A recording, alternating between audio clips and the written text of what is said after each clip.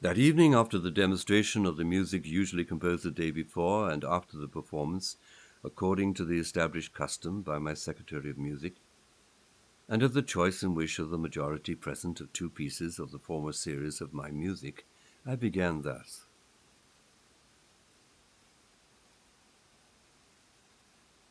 According to all kinds of historical data and to sane logical mentation, man, as compared to the other external forms of life arising and existing on earth,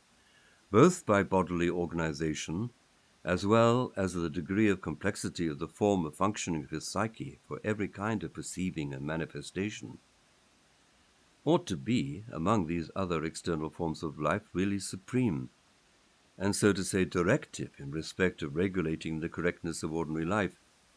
as well as in respect of giving indications for the worthy justification of the sense and aim of his existence in the process of the actualization of what is foreordained by our common Father. In the general process of the veriform life on the earth, as these same historical data show us, it was thus at the beginning, and only afterwards, when there arose in the psyche of people, chiefly owing to the vice called laziness, and with each generation there began to increase in the intensity of its action on the common presence that something which automatically enjoins this common presence of theirs constantly to desire and to strive to attain peace. From then on, with the increasing in man of the intensity of the action of this fundamental evil of theirs, they began proportionately also to increase their removal from the general life proceeding on earth. As the correctness of the functioning proceeding in us of any relatively independent organ depends on the correctness of the tempo of the general functioning of the whole organism, so also the correctness of our life depends on the correctness of the automatic life of all the other external forms of life arising and existing together with us on our planet.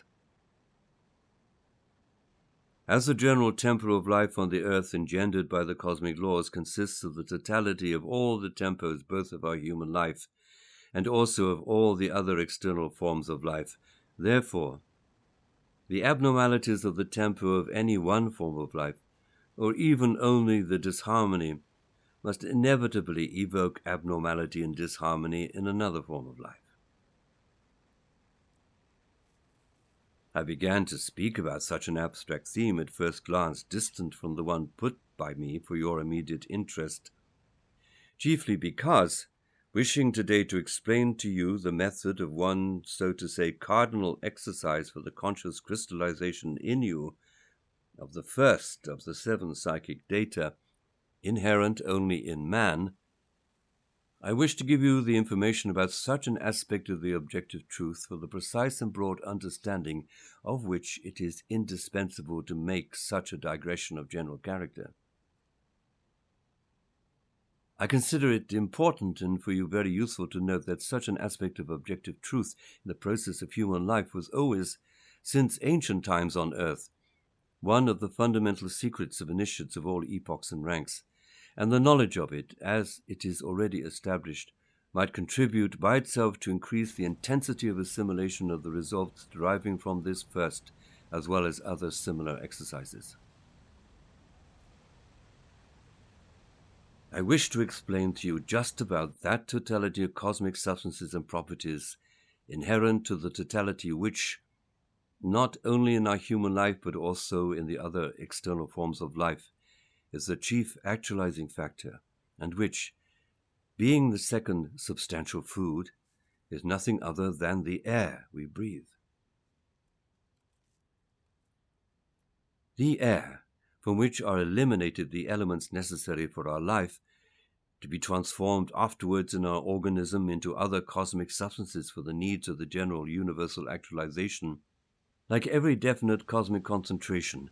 is composed of 2 kinds of active elements with 2 properties quite contradictory in their totality.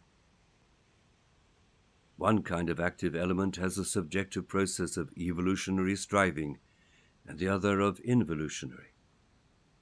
The air, like every definite cosmic concentration, formed owing to all kinds of common cosmic laws, and to various ensuing secondary laws depending upon the position and the reciprocal action, as in the given case of our planet, with the other large cosmic concentrations of the totality of substances, acquires and possesses a multitude of specific particularities.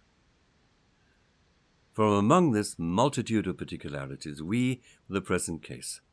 must know about that one which since long ago has in the process of human life always been one of the chief secrets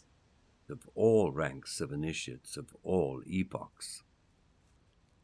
This particularity is that